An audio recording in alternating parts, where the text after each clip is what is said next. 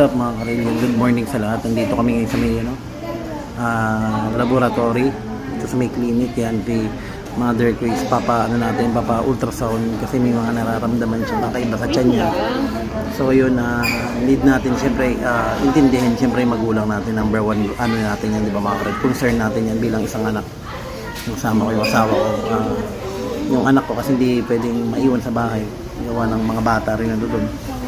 So yun mga karil, waiting lang tayo dito sa doktor para ma-ultrasound na si mother nang malaman talaga kung ano yung sakit na iniinda niya dito sa may, sa may right stomach niya. Ayan, siyempre abdomen na tama sa right abdomen.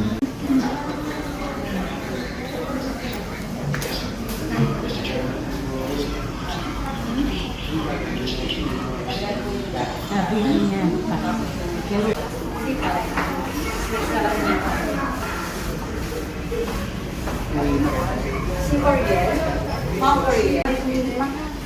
Pero pwede lang sumagot. Ayun mga karil yan, nagre-ready na yung mother ko. Kasi kanina, lumulubas siya, hindi siya ma-ultrasound gawa ng kailangan, need talaga yung naiihi ka. Need kasi open daw yung pancreas ba yun, yung pagkakasabi. Para maganda yung ultrasound. Yan. Pumunta kami dito kanina, 7:30 ngayon. Anong oras na ba? Ay, naku, yan, nilaglag na naman. 11:55 na, mag-12 na. So yun, hinintay talaga namin maihi yung mother ko. And then kanina, din siya, tawag dito. Yung dugo, kinuha na ng dugo. Yan, patay nga siya. Kawawa naman, pero sige lang. Yan talagang buhay. Maya matatapos na rin tulad, then uwi na tayo. Ayun na mga karil, papasok na si Mother Earth sa ultrasound. Samahan siya ng ng asawa ko. Yan, nahirapan na rin yan eh. Yan, actually may na rin yan, yung mataas yung creatine niya, masakit yung tiyan niya, tapos yung sugar niya mataas. Yan, realidad talaga ng buhay mga karil. Yan, kaya dapat ingatan natin yung mga magulang natin.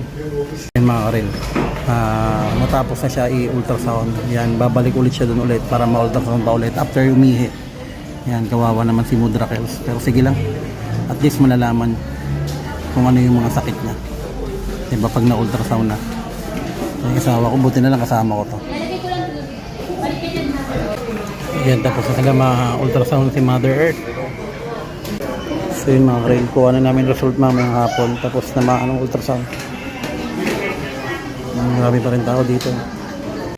So yun mga karil, natapos kami. Yun, 12:20 na, pauwi na kami.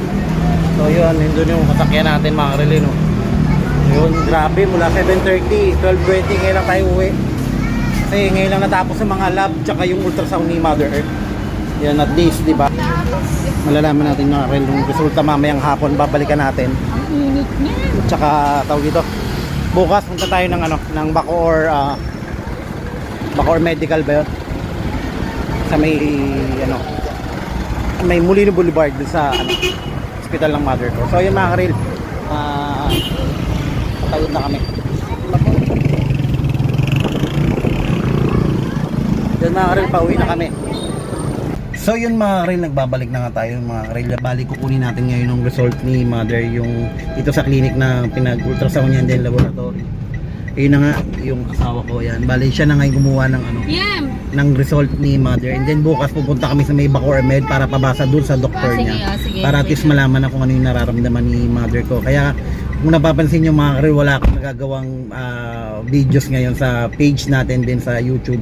Kasi nga sobrang busy natin ngayon sa personal nating buhay mga karil. Siyempre, yung time ko ngayon is siyempre sa mother ko muna ginugugol kasi nga napakahirap nang walang umiintindi.